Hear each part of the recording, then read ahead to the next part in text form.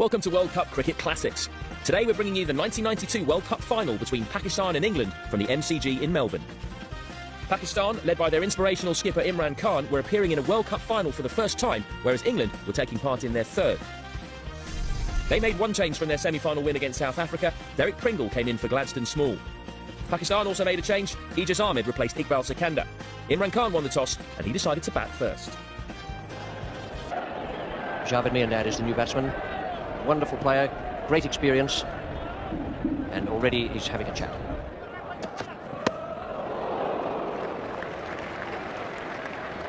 Looked as though either it came off very slowly from the pitch, or it was Lewis's slower ball. His arm action seemed to be fast enough. I think it was just a little extra bounce, in fact, that undid Javed Miandad on this occasion.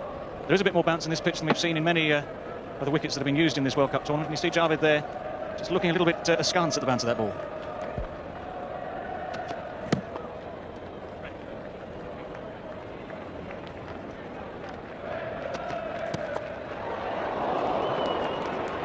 Midon didn't pick it up all that quickly. Javed Miandad having a slightly uncomfortable time here. Chris Lewis bowling very well at him. Completely mistimes this shot and lobs it towards Midon. Looked afraid it's not quite in quickly enough to make a catch out of it. Get away with that. It's a question whether or not umpire Aldridge thinks he played a shot. The answer to that is yes. Well, that's what umpire Aldridge thinks. Chris Lewis completely deceived Javed Miandad. A little bit of extra pace and angled in towards the leg stump. Javed Miandad gets his right leg right out of position. Because in fact he's in no position to play a shot at the ball by the time he's finished. It's almost an involuntary stab with the bat. I suppose he could just say that he's tried to compensate, tried to get the bat across before it's too late. Well, there's a confident appeal. Umpire Bucknor has been called into action several times in the exchanges so far. He's given a caught behind, a leg before. He signalled a no ball from square leg, which negated the dismissal. Here's the ball hitting Javed, possibly a little bit high, going over the top. And umpire Bucknor not too happy with where the ball was going, so quite rightly gives Javed the benefit of the doubt. And there's another one which must be very close, and the Englishmen are astonished this time as well. But umpire Bucknor shakes his head. This is a super spell by Pringle, and here the next ball also hits Javed straight on the pad, and that is very, very close and possibly just outside the off stump. But there's not much there for Javed. Oh, he's very, very close there, and Pringle very excited. So there's the man out on the sweeper position, the deep cover. Fine leg, and then there's one out at the mid wicket. Javed will look for two here, he'll get them. Pringle, the fastest of the England fielders, coming in from long leg, and he's also had a longish spell in this heat, Derek Pringle. So he rather laboured in to pick it up.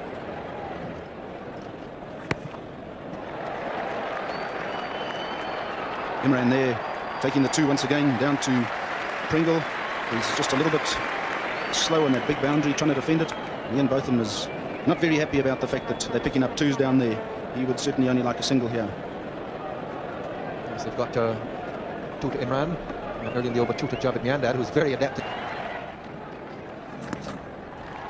That's his 50. 91 balls for his 50. Settles for one as the throw comes in over the bails.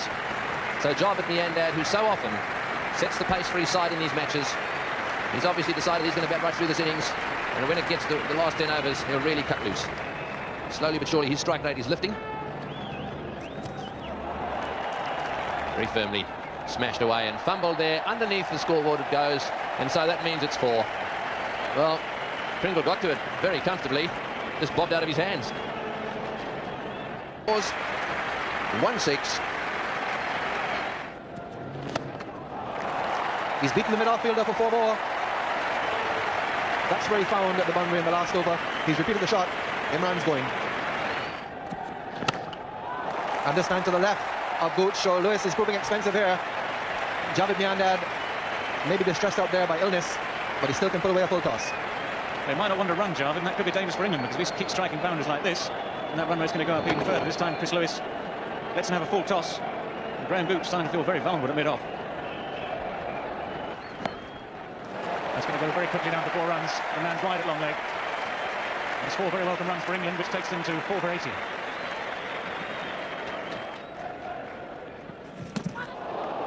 And early trouble for Adam Lamb. Mushtaq Ahmed's bowled superbly tonight. He's had all the England batsmen looking at him very carefully indeed. Yes, he's bowling it just outside the off stump, pitching it perfectly for his googly. That could run away for 4.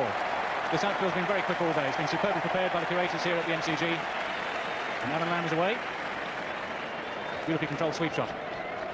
Mushtaq Ahmed has bowled wonderfully here today. He's pitched it almost perfectly there. It's just slightly over pitches. And Lamb gets it away, but the 4s haven't been very easy for the England batsmen to get.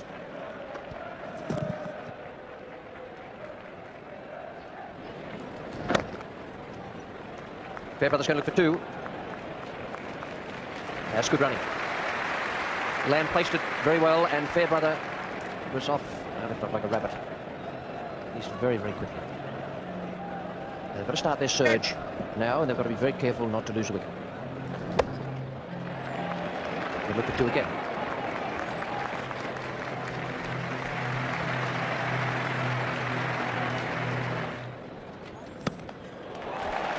It's a beautiful stroke. Away over cover. Aaron Lamb's been searching for that shot. He was trying to get around so he could hit Amir Sohail, the left-arm spinner, away over cover, but Amir Sohail kept angling the ball in at him, quite flat. Now Lamb has got Imran away over the infield. Akram is on a hat-trick.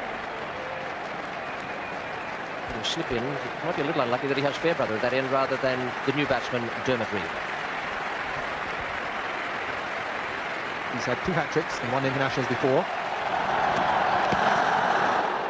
No ball. So we still have to wait to see if he'll get one. Perhaps a technical hat-trick. No ball. Signal by umpire Paul Ridgeton. And Sharma, in fact, got only previous hat-trick in the World Cup. And he bowled all 3 of his. Wasim Akram, one of his previous hat-tricks, have also been all bowled. John Marshall and Ambrose for the West Indies. But he won't get another one. So tremendous effort by Wasim Akram. Amir Sohail there has got right across the pitch. He was getting ready for an appeal, delivered the ball left arm around the wicket, and then as he started to go for the appeal, he jumped right in front of the umpire. Well, there's a misfield, and they've got to come back for the second, and that brings up his 50. 64 balls. A very good effort by him. It's also the end of the over, 6 for 165.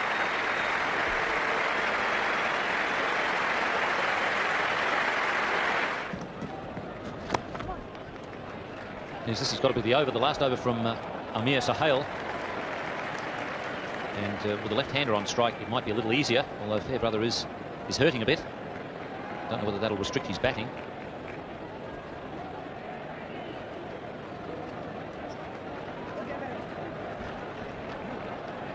Mr. Fairbrother, the left-hander here. The question is, can he get one away into the gap at mid-wicket? Over the short mid-wicket's head. Get it over the top of the heads of those 2 there. He's got a chance. Catch it! That's the area, just over the top, and it'll run away down towards the boundary. Will it get cut off? Yes, yeah. Oh, it's been missed. Into the fence it goes. Well, the idea was right. He didn't quite middle it. Mushtaq down there went right over the top of it. Now he's gone in the leg. You're never safe if you've backed Pakistan.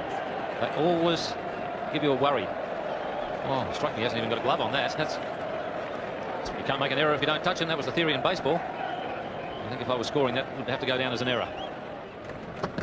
Fair weather charges, but he's bowled very well in the spell. Akib Jabir keeping the ball up. They're coming back for the second. Throws the bowlers in. That's good running. Fair Brothers played very well here. David, he's a fighter and he's shown a lot of courage. Shown a lot of character, Neil Fairbrother. Again, another Englishman suffering from an injury at a crucial time. But his job now is to stand there and whack the ball. He's got to make contact, keep nudging the ball into the gaps, try and hit the odd boundary in between. That's what England need as well. So a ball and well bowled. They don't get a single. A bit of confusion there with the run of the man at square leg running for the left-handed Neil Fairbrother. And in fact, Alex Stewart, who is the runner, square leg there for Neil Fairbrother, saying he couldn't hear the call. And of course, the last thing they want now is a tragic run out for Neil Fairbrother. And it really is very hard. There's a lot of noise out the stadium. 80-odd thousand people there, big atmosphere. Yorks him, close. Get back. He's back. There was all action there. It was all happening. Very close LBW shot. It was a Yorker. Maybe some bat there from Pringle. They're looking for a run. It was all happening. This is a lethal delivery, especially for Derek Pringle's toes. That's a classic Akram delivery, in-swinging Yorker. And it's not slow, that I do promise you. Derek Pringle taking the decision to try and get out of the way as soon as possible. Nearly runs himself out as well. Just back in time. That's not a bad seed either, and Akram can do no wrong. He's a magnificent athlete. Have a look at this action. He's a good athlete. He's a fine runner, but his success is in the quick arm actions. He really does charge in well forward. Beautiful, smooth run to the wicket, but when he gets there, it's so quick with the arm action. That's where he gets all his release from, always running through the crease and swinging the Yorker into the right hand, almost unplayable to a low order batsman. Not too easy for a top order batsman. Going for single. Misses. Extra run. They'll be run out if they go. No. Calm heads. A very good over from Wasim Akram. It's 8 for 188. Because he's kept the pressure on while Wasim has been attacking. So Wasim has been able to go on bowling in an attacking manner while the pressure is still kept on at the other end with Aqib's wonderfully accurate bowling. So Aqib Javed's performances have been very much underrated. He's not the glamour boy of Pakistan's cricket by a long shot, but ask Imran, ask Javed Miandad, and they'll tell you how important he is to the Pakistan team. It always used to be said that strike bowlers operate in pairs. I mean, you always think of Lillian Thompson, or even further back, Statham and Truman. There's always one who's the real sort of out-and-out wicket taker, but they do need the support. And I wonder if this is going to be a sort of a combination. Well, I think if Waqar comes back very quickly, then Aqib will be the first change bowler, and Akram and Waqar will be the new ball bowlers. So all in all, it doesn't look like it's going to be a happy time for the openers who confront Pakistan. OK, we're getting commentary back from the MCG. Let's pick it up. Here in the middle of the Melbourne Cricket Ground. A crowd of over 87,000 here today, creating a new limited overs attendance record in Australia, beating the previous one of 86,133 on the same ground. The 1992 World Cup has been an outstanding success. A large part of that success has been due to the tremendous support that we've received from the sporting public of both New Zealand and Australia. For that we say thank you. We're also indeed grateful to the generous sponsorship of the Benson & Hedges Company. To present the Man of the Match award and the prize money cheque to the losing captain, Graham, I now introduce to you former Australian cricketer and now director of the Benson & Hedges Company, Mr. Alan Turner. Thank you, Norman. When we accepted the role as sponsor of this 1992 World Cup, we anticipated a great festival of cricket. And I must say the Benson & Hedges Company is delighted with the way it has been staged in Australia and New Zealand. It truly has been magnificent. We thank the Australian Cricket Board and New Zealand Cricket for the effort they have put into this tournament to make it so successful. We congratulate all 9 teams, and we thank the public in both Australia and New Zealand for superb support they have provided throughout. I have here a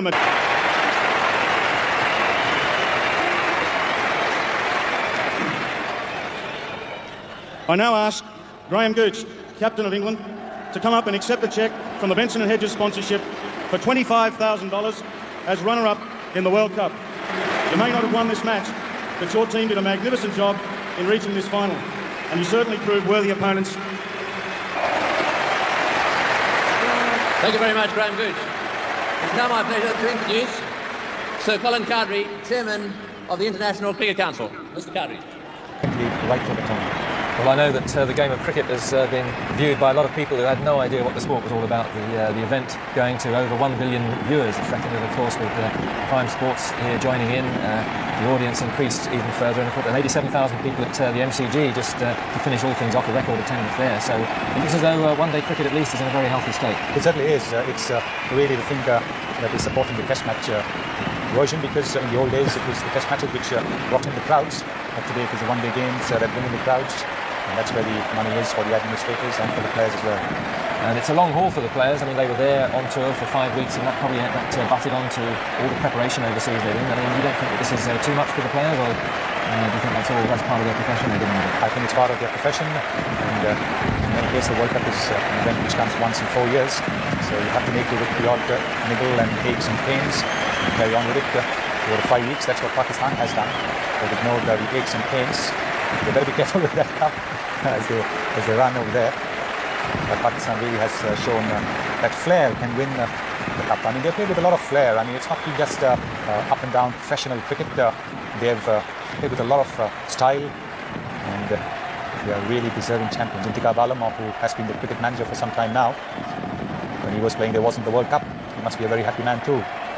I think I'd like to reiterate what you said about the Pakistan flair. I mean, they've done it with probably the most effective bowlers in the World Cup. You know, certainly the best leg spinner in Mushtaq, the best strike bowler, and also when it's mattered, they've had some brilliant batting performances. I mean, like Inzamam's innings the other day, and the one today wasn't too bad either. And they've actually pulled out the brilliant performances when it's needed.